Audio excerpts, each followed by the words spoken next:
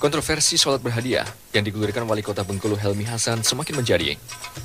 Dengan iming-iming hadiah mobil dan umroh bagi warga yang rajin menunaikan sholat zuhur berjamaah, masjid yang biasanya sepi, kini dipadati jamaah yang datang untuk menunaikan sholat. Dengan niat menjadikan Bengkulu sebagai kota yang masyarakatnya hidup dengan penuh nilai-nilai religius, bahkan rencananya, sholat berhadiah mobil akan dilakukan di seluruh kecamatan yang ada di wilayah Bengkulu untuk memotivasi warga menjalankan ibadah. Untuk di Kota Bengkulu, masjid tingkat kota setiap hari Rabu sholat zuhur berjamaah. Siapa yang sholat zuhur berjamaah di Masjid Akbar At-Taqwa tidak ketinggalan takbiratul ula 42 kali berturut-turut, maka dia berhak mendapatkan program mendadak umrah. 52 kali berturut-turut sholat zuhur berjamaah di Masjid Akbar At-Taqwa berangkat haji. Penolakan kebijakan sholat berhadiah juga datang dari berbagai kalangan. Hadiah mobil dan motor dalam ibadah dinilai akan melencengkan niat seseorang untuk mendapatkan pahala, tetapi hanya mengharapkan hadiah duniawi semata. Sholat itu adalah sebuah ibadah yang dalam awal sholat sendiri sudah disebutkan inna sholati wa nusuki, sembayangku, ibadahku lillahi rabbil alamin, untuk Allah, bukan lil hadiah, ya, bukan untuk mencari hadiah. Ini adalah sebuah pembelokan niat, gitu kan. Sembayang ibadah yang tadinya dalam rangka menjalankan perintah Allah, mengikuti tuntunan Rasulullah, menjadi sembahyang untuk mendapatkan hadiah. Ini berbahaya. Resah sholat berhadiah antara niat ibadah atau jangan-jangan malah merusak akidah. Inilah wajah ketika harapan meraih ridho ilahi beriringan dengan nada politik wali kota.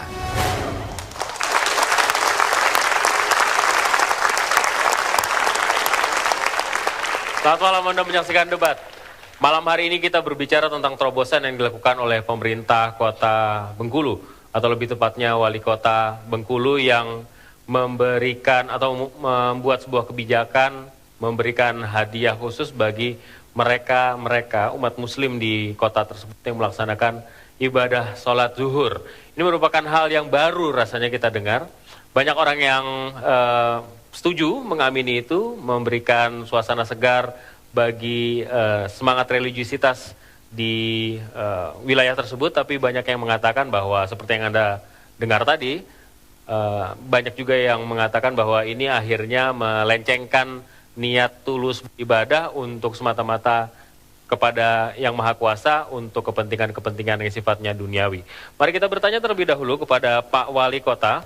Pak Wali, pertanyaan saya, itu inisiatif itu datang dari mana dan kapan itu muncul ide itu? Ya, ini muncul bukannya tiba-tiba, tetapi ini muncul karena sebuah proses perjalanan yang cukup panjang. Sebelum menjadi wali kota, saya berjalan kaki 9 jam selama 3 bulan. Berkeliling dari satu rumah ke rumah lain, dari RT ke RT, dan dari satu masjid ke masjid. Saya menyaksikan langsung, melihat langsung, dan merasakan langsung bagaimana situasi kondisi masyarakat ketika itu.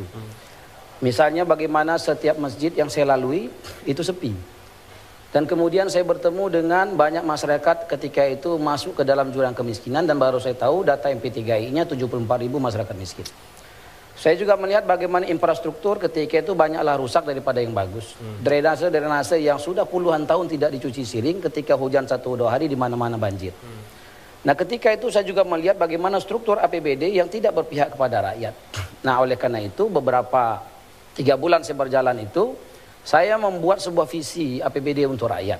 Bagaimana APBD itu betul-betul bisa mencerminkan apa yang diinginkan rakyat Kota Bengkulu. Nah, kemudian untuk mewujudkan itu, maka saya menyusun 8 langkah taktis. Yang pertama, bagaimana mewujudkan Kota Bengkulu menjadi kota yang bersih, indah, dan sebagainya. Nah, berkaitan mengenai Bengkulu co-religius ini adalah poin ke-6, di mana tekad kami bagaimana Kota Bengkulu ini menjadi Kota Bengkulu yang religius. Kenapa? Karena pandangan kami, kegelapan itu hanya bisa hilang dengan cahaya. Kegelapan tidak bisa hilang dengan perdebatan. Kegelapan tidak bisa hilang dengan caci maki, dengan diskusi. Bahkan profesor doktor kegelapan kita undang pun tidak akan bisa hilang kegelapan. Kegelapan hanya bisa hilang dengan cahaya. Dan cahaya itu kalau sholat berjamaah? Iya. Salah satunya? Betul, salah satunya. Apakah kemudian ada jaminan kalau misalnya sholatnya kemudian sholat zuhur ya, terutama di hari Rabu? Pertanyaan saya, kenapa hari Rabu? Ya, hari Rabu ini hasil musyawarah. Oh, oke. Saya melakukan musyawarah sebelum ambil kebijakan dengan yang membidangi agama, Pak Kemenak Kota Bengkulu. Saya bermusyawarah dengan Majelis Ulama Kota Bengkulu. Saya bermusyawarah dengan NU Kota Bengkulu. Saya bermusyawarah dengan Muhammadiyah Kota Bengkulu. Saya bermusyawarah dengan Kapolres dan semua elemen masyarakat yang ada di sana saya bermusyawarah. Dari hari Rabu jadi Hari Rabu itu, diputuskan. dan zuhur. Dan hadiahnya itu mobil. Kenapa tidak ya selain umroh ya? Umroh itu hadiah utama. Umroh itu adalah program pemerintah Kota Bengkulu yang dulu juga pernah saya lakukan. Ya, dulu pernah kita lakukan, tetapi dulu berdasarkan usulan-usulan masyarakat saja. Misalnya ada seorang Ibu Megawati, seorang gari masjid. Dia seorang janda yang tidak punya keluarga di Kota Bengkulu. Ketika itu masyarakat mengusulkan kepada kami agar Ibu Megawati ini diberangkatkan umroh. Kalaulah mengandalkan gaji gari masjid tidak akan mungkin dia berangkat. Nah ini pun tidak langsung kita percaya, saya turunkan juga Kesra untuk meneliti apakah betul memverifikasi. Dan kemudian ada juga orang yang berjasa di bidang kebersihan, pengumpul sampah misalkan dia juga kita berangkatkan. Kalau itu kan penilaiannya jelas ya, ada penilaian yang sistematis begitu. Kalau ini kan undian juga jatuhnya. Tidak pakai undian. Nggak pakai undian. Jadi kita tidak pakai undian. Jadi kalau saya 52 kali sholat, iya berangkat haji. Segera langsung. Oh tunggu waiting list dong. Kan nggak bisa. Itu haji atau umroh? Umroh 40 kali berturut-turut. Jadi 40 kali berturut-turut sholat zuhur berjamaah di Masjid Akbar At-Taqwa Anggut ya. Setiap hari Rabu tidak ketinggalan takbiratullah sekalipun, maka dia berhak mendapatkan program mendadak umroh. 52 kali berturut-turut. Tanpa undian itu ya? Tanpa undian. Oke, tepuk tangan dulu deh. Baik. Bagaimana tanggapannya? Saya melihat aspek sosiologisnya dulu. Ini bukannya sesuatu yang baik nih, Prof? Aspek kemasyarakatannya bagus lah begitu? Atau tidak? Bagaimana tanggapannya? Saya kira kalau dilihat dari niat Pak Wali Kota, saya kira niatnya bagus. Dan semangatnya di situ adalah meramaikan masjid. Nah, cuma caranya yang saya tidak setuju. Apalagi dengan hadiah seperti itu. Karena kita di dalam beribadah, itu kan sebenarnya kita hanya bilang lillahi ta'ala. Tidak ada yang lain.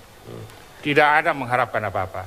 Saya ingat waktu saya SMP, saya baca riwayat Rabiatul Adawiyah, Sufi yang terkenal itu doanya secara puitis. Dia mengatakan, Tuhan Allah, kalau saya menyembahmu karena menginginkan surgamu, maka masukkan saya ke dalam neraka. Itu doa, benar. Jadi keikhlasan, kehusuan dari hati yang terdalam, itu kemudian hilang dan menjadi terlecehkan oleh hadiah ini. Nah, saya minta supaya Pak Wali Kota, niatnya bagus, cuma caranya saja. Caranya itu adalah mengikuti cara yang pernah ditempuh oleh Hamka di dalam membuat Masjid Al-Azhar itu penuh dengan kegiatan. Sehingga orang datang ke masjid, karena di situ ada taman kanak-kanak, di situ ada pengajian, di situ tidak ada hadiah. Tidak ada hadiah. Di situ ada kelas remaja, kemudian sekarang malah Al-Azhar itu bikin universitas malah. Itu sebenarnya yang semangat dari Islam, masjid adalah pusat kegiatan kita. Itu sebenarnya. Inisiatif mengeluarkan hadiah itu pasti sudah terpikirkan sebelumnya jika seandainya tidak diiming-imingnya hadiah. Gitu. Ya. Sudah dipikirkan sebelumnya. Ya perlu saya jelaskan bahwasanya proses itu bukan tiba-tiba langsung ada hadiah. Proses itu sudah saya lakukan. Saya keliling-keliling setiap pertemuan ya. Mengajak ada kita asmara subuh kita buat setiap Jumat, kita keliling dari satu masjid ke masjid. Di sana juga saya mengajak menghimbau. Sudah 1 tahun kepemimpinan saya melakukan itu. Dan kemudian saya melihat fenomena masyarakat sekarang ya agak kurang yakin dengan tawaran-tawaran akhirat itu. Saya teringat dengan ayahanda saya ketika saya kecil. Ketika itu saya tidak suka puasa. Tapi ayahanda saya tercinta mengatakan, "Nak, kamu puasa. Nggak kuat ya, nanti pingsan." Dia mengatakan, "Oh tidak pingsan. Sudahlah kamu puasa setengah hari saja. Kalau nggak bisa 1 hari nanti ayah berikan baju baru." Oh, beli baju baru. Ya kan? Akhirnya puasa setengah hari. Dan kemudian tahun depannya saya disampaikan lagi, "Nak, puasanya full dong, jangan setengah hari, 1 hari saja." Oh nggak mau ya, nanti sakit. Nggak sakit, justru makin sehat. Oh nggak mau. Nah kalau nanti puasanya full, ayah belikan sepeda baru. Nah kemudian terinspirasi dari situ ya? Ya semangat itu ada. Dan kemudian ketika sekarang ayahanda saya meninggal dunia, ibu juga meninggal dunia, saya tidak berpikir lagi sepeda. Puasanya alhamdulillah terus berjalan. Bagaimana? Nah ini motivasi, sebenarnya hanya sekedar motivasi. Untuk memotivasi. Bagaimana itu? Bunyinya awalnya untuk memotivasi sebenarnya. Dari sisi hukum tentu tidak ada yang dilanggar. Dari sisi fikih tidak ada yang dilanggar. Selesai dong perdebatan kita malam hari ini. Tidak ada yang dilanggar, artinya sholat itu dari sisi fikih. Sholat itu dari sisi fikih yang penting takbiratul ihram diakhiri dengan salam sah. Rukunnya penuh ya. Nah, persoalan ini menurut saya tidak bisa dilihat dari sisi hukum, karena dari sisi hukum pemerintahan tidak ada yang dilanggar oleh wali kota. Tidak bisa dilihat dari sisi fikih karena tidak ada aspek fikih yang dilanggar, tapi ini adalah persoalan akhlak dan tasawuf gitu. Persoalan akhlak dalam beragama. Dan persoalan akhlak dalam beragama itu menjadi bagian integral dari Islam. Islam bukan semata-mata soal fikih. Ya, bukan semata orang sholat itu bukan semata-mata dia takbiratul ihram datang tepat waktu dan sah, tetapi ada aspek yang paling dalam, yaitu persoalan keikhlasan tadi itu. Dan ikhlas itu adalah persoalan akhlak. Jadi kalau misalnya sholat gitu. berharap hadiah tidak ikhlas ya? Menurut saya itu merusak. Jadi ada aspek yang harus diwaspadai adalah proses pendangkalan agama. Ini yang menurut saya mungkin niatnya baik ya, memberikan motivasi orang untuk sholat, tetapi dari sisi masyarakat hal yang harus diwaspadai adalah jangan-jangan upaya seperti ini itu justru mendorong orang dalam beragama itu cenderung ke kanak-kanakan. Jadi dia mau melakukan sesuatu seperti yang dikatakan oleh Pak Wali Kota tadi, kalau dia diiming-imingi dengan sesuatu. Saya tidak yakin kalau misalnya nanti selesai program ini di Masjid At-Taqwa itu Tetap akan ramai. tetap akan ramai gitu. Itu artinya ada sesuatu yang paling substansi dalam beragama yang harus diwaspadai, ada kemungkinan riya dalam beribadah, dan itu bisa merusak ibadah. Baik. Bagaimana? Ya, perlu saya jelaskan soal akhlak. Saya pikir tidak ada pelanggaran akhlak di sana. Karena semuanya boleh nanti Bapak pergi ke Bengkulu bagaimana sholat di Masjid Akbar At-Taqwa. Di pintu gerbang ada polisi, TNI, Satpol PP, semuanya menunggu di sana. Bahkan siapa kita tanya, Bapak sudah wudhu belum? Belum. Kalau belum wudhu, ayo kita diantar di tempat wudhu. Ibu sudah wudhu belum? Belum. Silahkan. Jadi tidak ada persoalan. Bahkan dari susunan sendal pun kita susun dengan rapi sehingga orang menjadi nyaman. Kemudian yang harus diingat bukan hanya datang sholat. Sebelum sholat ada taklim, ada ceramah agama yang disampaikan oleh hafiz-hafiz Quran, disampaikan oleh para ulama agar mainstream berpikirnya itu kembali kepada keikhlasan tadi. Tapi pertanyaan saya begini, kalau misalnya saya 40 kali ya untuk umroh ya, 52 kali kalau haji. Iya. Kalau misalnya saya sudah mendapatkan hadiah itu, saya melakukan ibadah yang rutin saya lakukan di hari Rabu, apakah saya akan mendapatkan hadiah lain? Ya, sekarang gini, saya ingin sampaikan 40 kali itu luar biasa, bukan waktu yang sebentar. 40 kali itu berarti sekitar 10 bulan. 10 bulan dia akan duduk untuk mendengarkan ceramah secara khusyuk.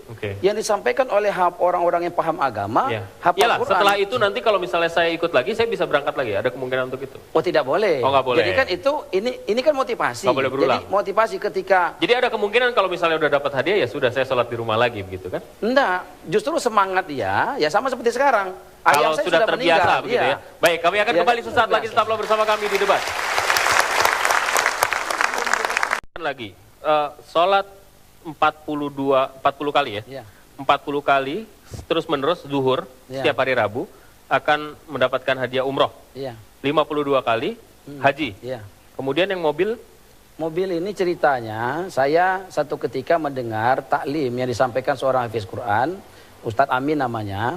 Dia menyampaikan ada 3 perkara. Perkara pertama, ketika ubud dunia, kita cinta dunia, maka agama ditarik dari diri kita. Kebesaran agama. Yang kedua, ketika kita meninggalkan amar ma'ruf nahi mungkar, maka keberkahan wahyu terhalang. Bahkan ada Ustadz yang lain mengatakan diharamkan keberkahan wahyu. Yang ketiga, ketika kita sesama muslim saling caci memaki, maka jatuhlah pandangan kita dari pandangan Allah Subhanahu wa taala. Oleh karena itu saya bermusyawarah dengan istri saya tercinta. Saya mengatakan, sayang, saya manggil dia sayang. Sayang, saya bilang kan, ini sudah lama kita berjuang memakmurkan masjid, mengajak orang sholat, tapi ternyata faktanya masih banyak orang yang belum sholat. Nah, mungkin kita kurang korban. Bagaimana kalau kita korbankan salah satu mobil kita? Mobil saya ada 2. Ya, yang menurut kamu mana yang kita korbankan? Dia mengatakan Innova saja, Kak. Karena Innova kan punya nilai sejarah. Innova itu yang kakak gunakan untuk berjuang. Itu berapa kali? Dulu. Sholat berapa kali untuk dapat? Dapat apa? Mobil itu? Di atas 52 kali. Nanti satu yang terbaik yang mendapatkan itu mobil diundi. itu. Iya. Ya, oke. Dan saya yakin betul dengan Allah Subhanahu Wa Taala. Karena hidayah itu tugas wali kota itu ada mengajak umat, mengajak masyarakat untuk taat kepada agama. Kemudian tugas pemimpin agama. Saya potong sampai di situ ya. Pak Holil, nanti saya ke Anda. Bagaimana tanggapannya? Ya, sekali lagi motivasi kemudian mendorong orang untuk beribadah, memakmurkan masjid itu bukan hal yang buruk. Tentu saja sudah saya katakan. Tapi apa sih yang kita khawatirkan? Seperti yang tadi saya katakan, ini adalah kalau tidak hati-hati, tidak diwaspadai, ini adalah proses pendangkalan dalam beribadah. Itu. Ini menurut saya sesuatu yang harus diwaspadai betul oleh Pak Wali Kota. Jangan sampai kemudian orang yang sudah biasa sholat di rumah atau jamaah di masjid di sekitarnya, ini kan masjidnya bukan sembarang masjid. Ya. Ini masjid di pusat kota di Bengkulu, di At-Taqwa, bukan masjid yang ada di Pagar Dewa misalnya, atau masjid yang ada di sekitar yang lain, tapi yang masjid di At-Taqwa. Jadi kalau orang ini ke depan akan di kecamatan. Ini ke depan akan di kecamatan katanya. Saya nggak tahu apakah itu program itu nanti menggunakan dana APBD atau tetap menggunakan mobilnya Pak Wali yang akan dijual, saya nggak tahu. Tapi menurut saya proses pendangkalan dalam beribadah ini menurut saya sesuatu yang sangat penting ya. Prinsip dalam beribadah itu bukan hanya orang sholat harus sekedar memenuhi syarat dan rukunnya sholat, tetapi aspek keikhlasan, kemudian perlu saya sampaikan mungkin Pak. Tidak ria itu hal yang juga harus dijaga gitu. Silakan. Pertama saya ingin memberikan apresiasi kepada Bapak Wali Kota yang telah bertekad untuk menjadikan Bengkulu sebagai kota religius. Yang tentunya sudah sekian banyak program kegiatan yang dicanangkan, salah satunya adalah ini. Tadi ada kekhawatiran dari sahabat saya Mas Rumadi bahwa ini akan berakibat pada pendangkalan akidah, budaya ria atau pamer yang bertentangan dengan akhlak atau tasawuf Islam. Saya kira begini, persoalan ini kita harus lihat dari tadi kita sepakat bahwa memotivasi masyarakat untuk meningkatkan kualitas kehidupan keagamanya itu satu hal yang kita sepakati, satu hal yang sangat positif. Hanya persoalannya pada caranya. Tadi Pak Tamrin mengatakan bahwa persoalan cara. Saya kira Pak Wali ini sudah punya banyak cara, hanya salah satunya ini. Budaya ria ini persoalan ria atau keikhlasan itu persoalan hati ya. Bagi kita saya kira dalam menghukumi segala sesuatu dalam persoalan agama itu, persoalan hati itu urusan Tuhan ya. Kita menilai dari aspek zahirnya saja. Kalau kita beribadah dengan mengharapkan hadiah dunia gitu yang ada di depan mata, itu unsur lillahi ta'alanya akan hilang nggak? Satu hal yang prinsip bahwa ibadah dalam agama apapun, termasuk dalam agama Islam, itu menuntut adanya ketulusan dan keikhlasan. Ini kita sepakat. Hanya saja persoalannya adalah yang disampaikan oleh Pak Wali atau yang dilakukan itu adalah untuk memotivasi. Saya kira sebagai langkah awal satu hal yang bagus ya. Hanya kemudian Pak Wali harus menyertainya dengan program yang bisa meningkatkan wawasan keagamaan orang sehingga pada selanjutnya tidak lagi keterpaksaan dan karena iming-iming hadiah, tapi betul-betul karena terbiasa dan melatih diri untuk melakukan keikhlasan. Ya, tapi saya kira harus diiringi dengan itu. Dan Pak Wali yang melakukannya pun harus melakukannya dengan tulus dan ikhlas. Ya. Saya punya keberatan terhadap itu. Yang pertama saya kira sebagai Muslim, kita kan yang paling yang kita takuti itu adalah syirik.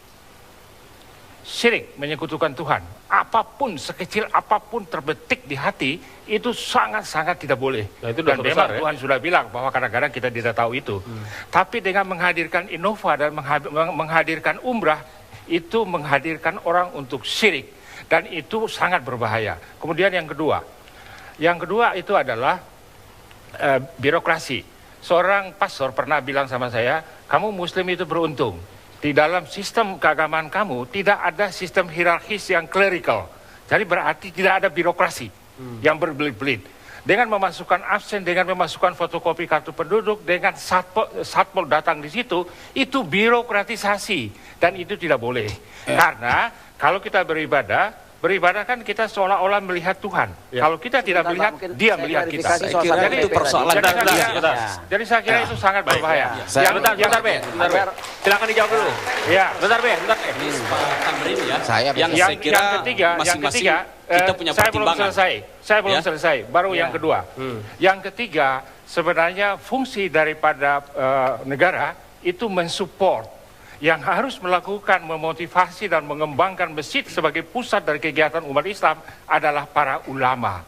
Para ulama itulah yang harus bertugas. Tetapi di sini penguasa saya kira memiliki peran yang erat. Kalau kita lihat sejarah Islam ya, misalnya dulu pada masa dinasti Imam Malik misalnya, para penguasa pada saat itu merangsang dan mendorong para ulama untuk kreativitas, berkarya melalui berbagai produk.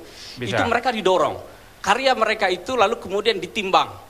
Berapa, lalu kemudian dihargai dengan dinar, dirham, dan seterusnya. Sebagai bentuk waktu itu motivasi. sudah ada. Mas Muhammad, kalau sekedar karya, saya tidak keberatan. Ini sholat loh. Perlombaan ini sholat ya. masalahnya. Kalau karya, orang berkarya, menulis, menerbitkan buku, dihargai oleh oleh pemerintah, nggak ada persoalan di situ. Bagus, itu. Saya kira Saya mau kembalikan tanya. kepada niatnya. Niatnya adalah Ya, untuk silakan. memotivasi. Enggak, saya mau nanya. Ini nanya ini ya. Ente kan ahli sejarah. Yang saya mau tanya itu syarat peserta apa Pak? Dibatasi nggak? Enggak dibatasi, Pak. Kalau begitu pemenangnya adalah merbot masjid dong. Takmir dia tiap hari ada di situ. Ya. Ya kan? Dijawabnya nanti, Be. Kami akan kembali sesaat lagi. Tetaplah bersama Kembali kami. lagi ntar.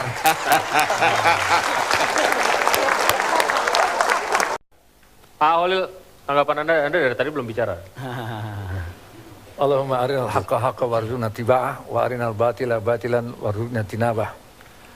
Saya berdiri sini berbicara bukan atas nama lembaga MUI, tapi ini atas nama pribadi yang kebetulan saya adalah ketua MUI pusat, bukan ketua MUI Bengkulu ya, Ya. pusat ya. Ya. Jadi menurut pendapat saya bahwa masalah memberikan hadiah kepada orang yang sholat itu bukan salah lama sebenarnya, bukan baru. Karena ada satu masjid yang manajemennya terbaik di Indonesia sampai dipuji oleh ISO dan sebagainya di Jogokrayan, Jogja. Itu sudah lama sekali memberikan hadiah umroh bagi orang yang Salatnya selalu salat jamaah subuh. tertib.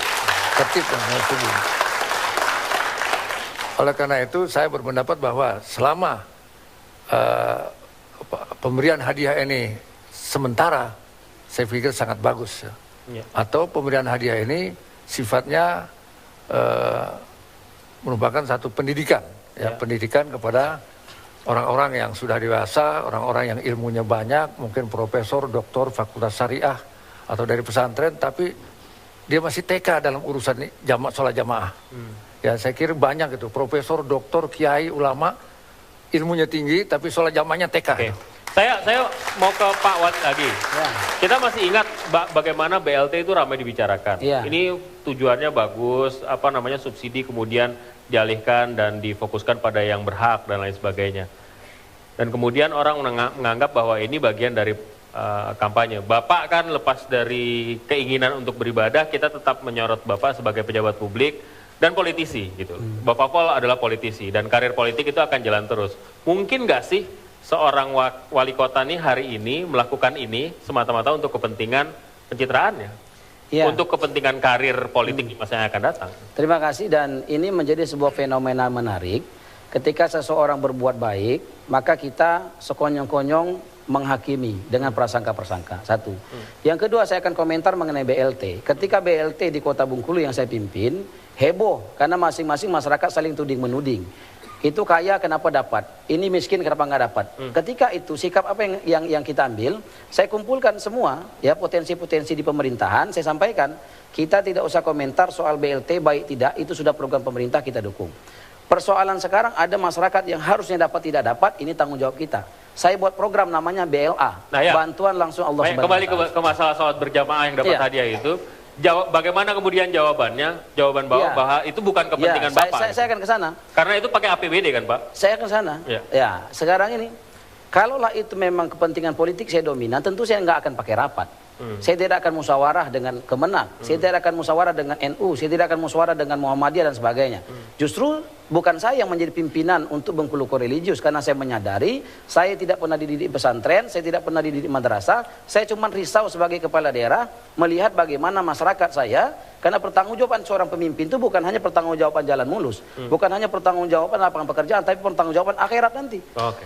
Ada 3 pertanggungjawaban langsung kepada rakyat, dan itu sudah saya lakukan setiap tahun karena itu dasarnya moral. Pertanggungjawaban secara konstitusi yang di hadapan DPR, dan terberat itu adalah pertanggungjawaban di hadapan Allah Subhanahu wa taala. Silakan Pak Ridwan.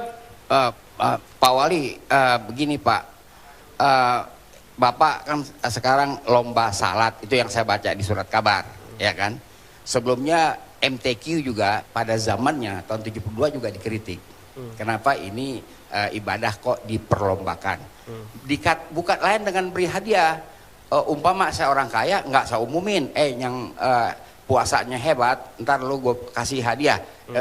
Nggak begitu kalau mau kasih hadiah, ya kan? Bapak harus berpikir, bagaimana kalau Bapak mempunyai ide perlombaan jihad? Maksudnya? Jihad dilombakan, siapa yang paling hebat fisik jihadnya? Maksudnya? Iya, jihad fisik lah, bagaimana? Jadi kita jangan main-main dengan lomba-melomba ini. Ya kan nanti Bapak di samping akhirat kan kita di dunia. Ya kan nanti Apa akan sih implikasinya menurut Anda yang paling buruk dari upaya yang dilakukan oleh melombakan begini nggak baik. Ya. Itu kan dari segi etik, ya kan dari segi Etika. etika itu nggak baik. Karena agama adalah etik, ya kan. Di samping juga soal hukum, adalah soal etik. Jadi itu nggak baik, Pak. Jadi jangan Bapak lakukan lagi, ya kan hal itu. Nanti kalau Bapak secara pribadi ingin sedekah melihat siapa anak yatim yang sekolahnya paling ini baik. program pemerintah? Ya. Ini program pemerintah bukan? Lah iya pemerintah beliau kan wali kota. Ya, pakai dananya kan ada dana operasional. Gede Pak dana operasional itu. Pakai dana operasional aja, jangan ganggu APBD. APBD bisa digunakan untuk madrasah dan sebagainya yang lebih struktural. Kalau daripada lomba-melomba begini, Pak, nanti Bapak cilaka. Saya kasih tahu Pak. Dijawab Pak, silakan. Ya, saya pikir ini salah paham, bukan lomba. Jadi tidak ada perlombaan sholat. Di koran ini hanya dimuat. motivasi kita. Karena gini Pak, perlu saya sampaikan.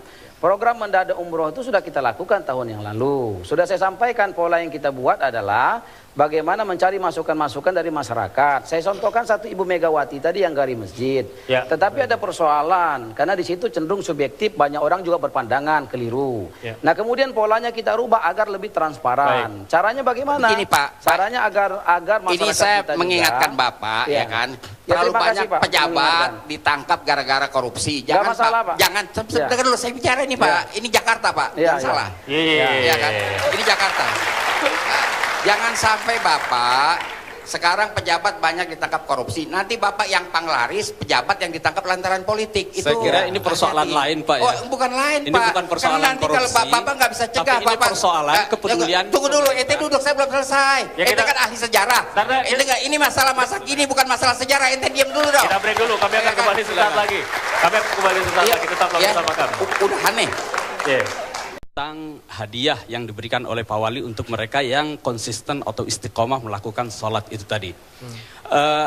Yang perlu kita cermati di sini adalah bahwa tadi ada kesepakatan bahwa kalau niatnya itu adalah memotivasi, saya kira kita sepakat bahwa ini satu hal yang perlu kita dukung. Berarti ya. ini juga sepakat, Dan persoalan ini saya kira Pak Wali ada hal apa yang menjadi kritikan para masyarakat termasuk para tokoh hendaknya juga diperhatikan.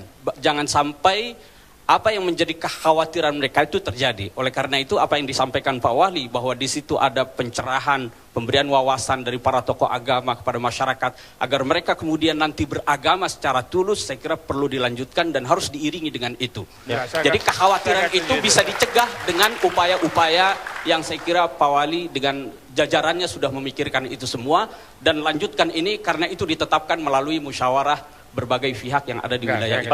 Tentu mereka lebih tahu tentang kondisi wilayah itu daripada kita yang di Jakarta. Begini Pak, Pak Wali ini adalah pejabat publik negara. Dia adalah umara, bukan ulama. Jadi dia sebenarnya hanya bisa mensupport. Kemudian uang yang dipakai di situ, kalau itu APBD atau apapun APBN, itu adalah uang pajak yang dibayar oleh Muslim dan non-Muslim. Nah sekarang ada uang yang berasal dari mereka yang membayar pajak dari yang non-Muslim juga, tapi dipakai untuk kepentingan Muslim. Itu kan tidak adil sebagai pejabat negara. Tidak adil. Nah karena itu saya pikir Pak Wali jangan masuk gelanggang orang lain. Gelanggang Bapak adalah umara yang mensupport, memfasilitasi. Biar yang masuk ke dalam gelanggang keagamaan adalah para ulama.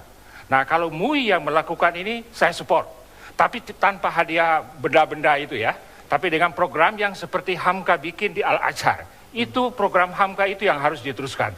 Jadi Bapak harus membedakan antara ranah negara dan ranah masyarakat. Masyarakat itu adalah ranah agama. Di situ.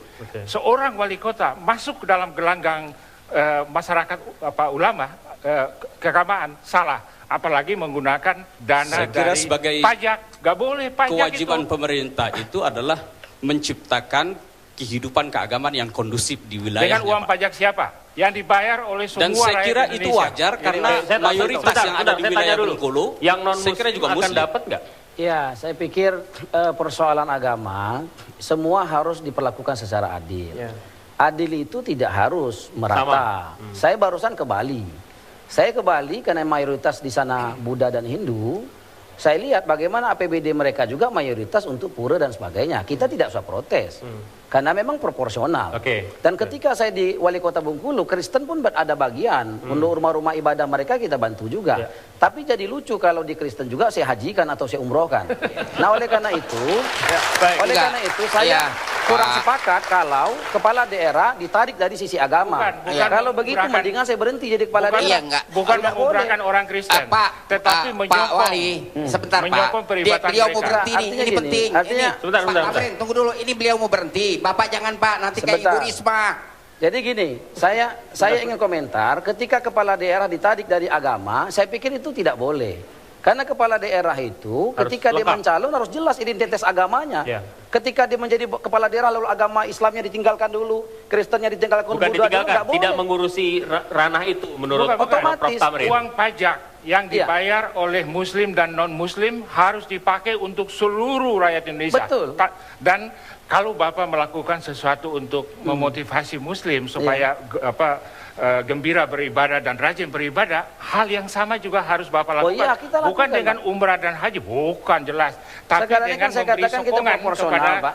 Proporsional kita lakukan. Jangan sampai nanti kita mendikotomi antara agama satu dengan agama yang lain. Ini berbahaya. Baik, silakan. Berbahaya. Saya ingin tadi menyambung pernyataan Pak Wali Kota bahwa sebagai Wali Kota tidak hanya bertanggung jawab pada rakyat dan DPRD, tetapi juga harus bertanggung jawab kepada Allah. Tapi yakinlah bahwa Allah nanti tidak akan pernah menanyakan kepada Bapak apakah memberi hadiah kepada orang yang sholat jamaah di Masjid At-Taqwa atau tidak. Yang dia akan tanya, Pak, sebagai Wali Kota tidak akan. Wahai Wali Kota Helmi Hasan, bagaimana keadaan masjid-masjid sepi, apa yang kamu lakukan? Bagaimana Wali Kota, ketika Bapak ada seorang siswi jual diri, apa yang kau lakukan?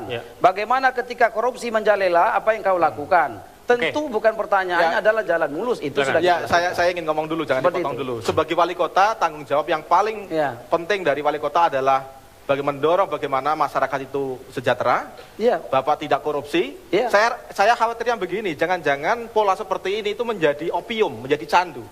Jadi ini menjadikan masyarakat fly, menjadikan masyarakat terbuai dan tidak lagi mampu melakukan kritik terhadap pemerintah. Tidak kritis lagi. Nah, ini yang saya katakan sebagai opium. Menurut saya begini, sebagai seorang wali kota, saya tadi sebelum ke sini saya coba iseng-iseng membuka website Kota Bengkulu.